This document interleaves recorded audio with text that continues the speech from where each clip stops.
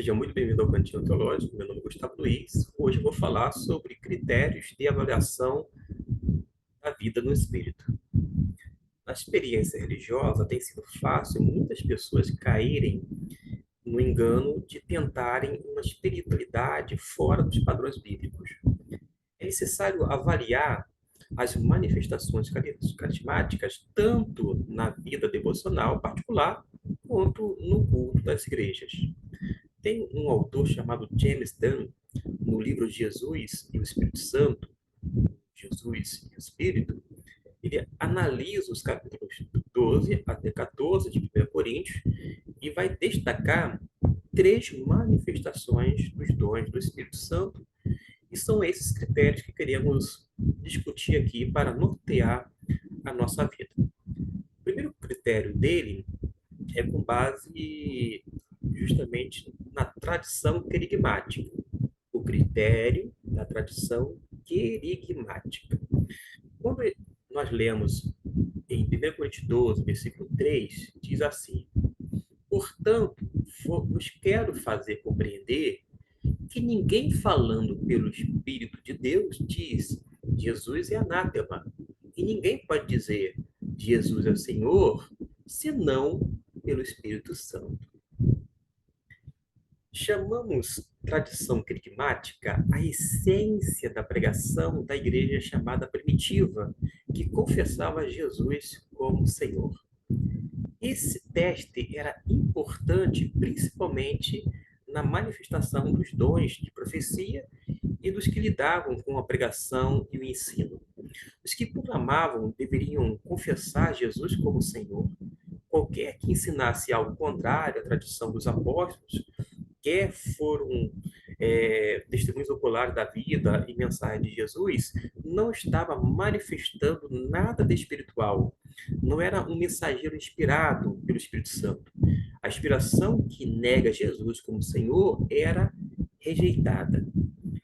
Naquela época, é bom lembrar, o Novo Testamento não tinha sido compilado e, portanto, não havia norma escrita. O referencial era a mensagem dos apóstolos, a qual era base para todos os pregadores e evangelistas e mestres.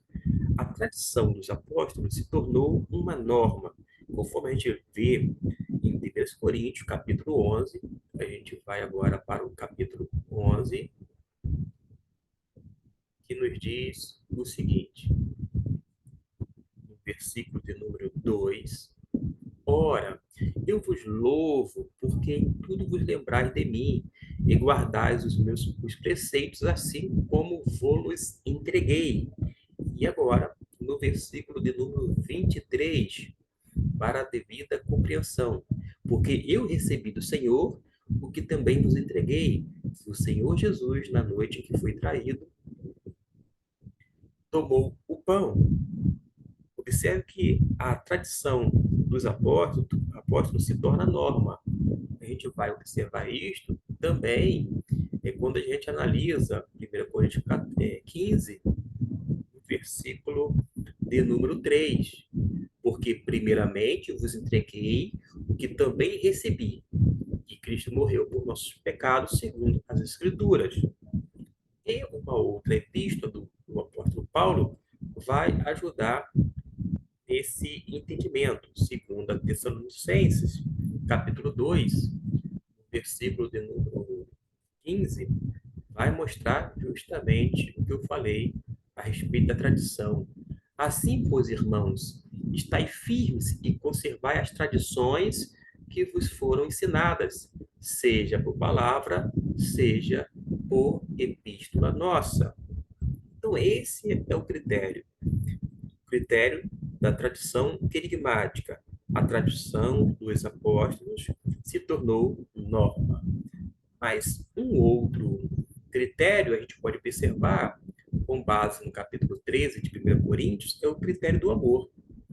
Em 1 Coríntios, encontramos uma das mais célebres peças literárias sobre o amor. Infelizmente, muitos veem este capítulo apenas como uma peça literária.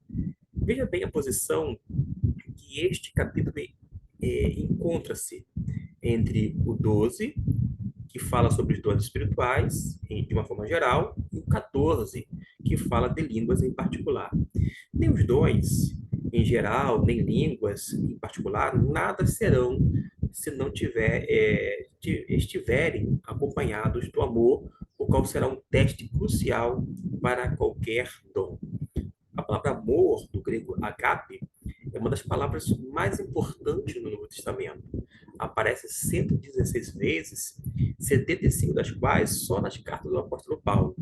Sem o amor, as mais espetaculares expressões de adoração e devoção seriam apenas som vazio. E a profecia, os mais profundos discernimentos, a fé, capaz de realizar coisas nunca antes vistas, nada são sem o amor. Não adianta sacrificar nada, nem mesmo a própria vida, se não for pelo amor. Nem mesmo a melhor condição do ser humano em sua religiosidade, com manifestações carismáticas, pode substituir a manifestação do amor. O que a gente aprende é que sem o amor, qualquer dom não representa nada, nem para o indivíduo, nem para a igreja, nem mesmo para o mundo. O amor, de acordo com o apóstolo Paulo, não é um dom, mas é caráter, é fruto do Espírito Santo. O caráter da pessoa é transformado e motivado pelo amor. O amor vai se manifestar de uma forma concreta através dos dons espirituais, os quais são a manifestação do serviço. Para que em Corinto houvesse, vou dizer assim, essa manifestação do amor de uma forma correta, era preciso observar essa orientação apostólica. Parece que em Corinto estava havendo manifestação de alguns dons sem o amor. Às vezes, pode até ocorrer do amor ser fingido ou hipócrita.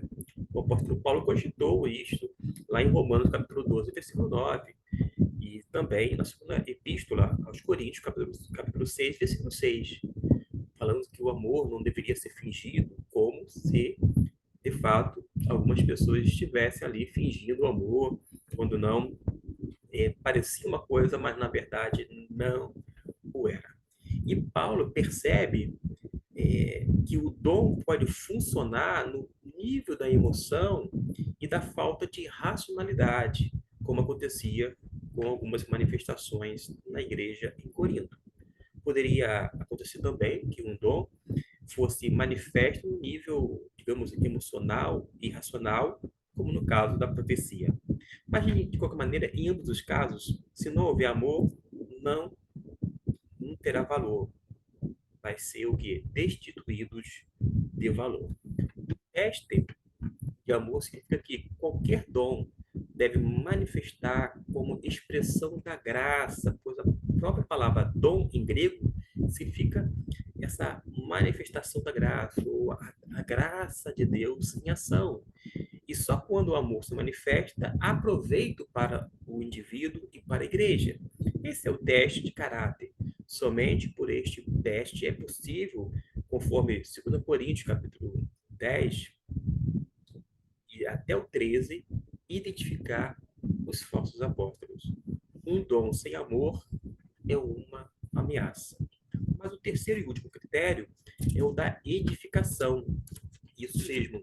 Quando ele começa a falar que Paulo usou frequentemente a ideia da casa ou templo em processo de construção para ilustrar o seu ministério.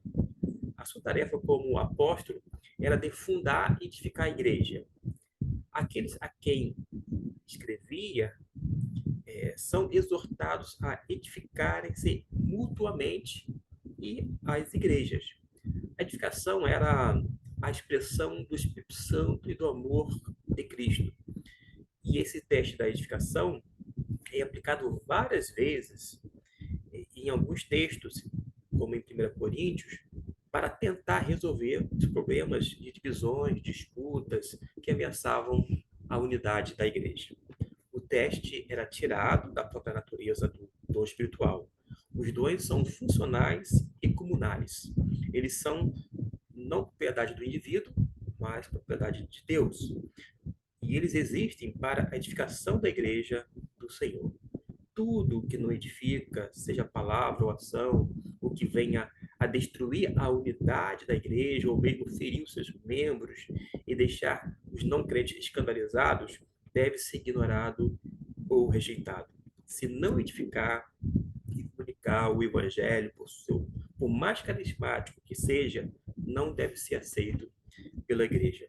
Se nós aplicarmos esses critérios hoje em relação às manifestações carismáticas, que resultado nós teríamos? O teste da tradição carismática, que é aquela tradição apostólica, o outro critério, que é justamente o critério do amor, e, por fim, o critério da edificação. A gente poderia falar mais. Acontece que devemos, na dependência do Espírito Santo, discernir o que acontece ao nosso redor. Espero que esse vídeo tenha ajudado a sua vida. Que Deus o abençoe rica e abundantemente. E até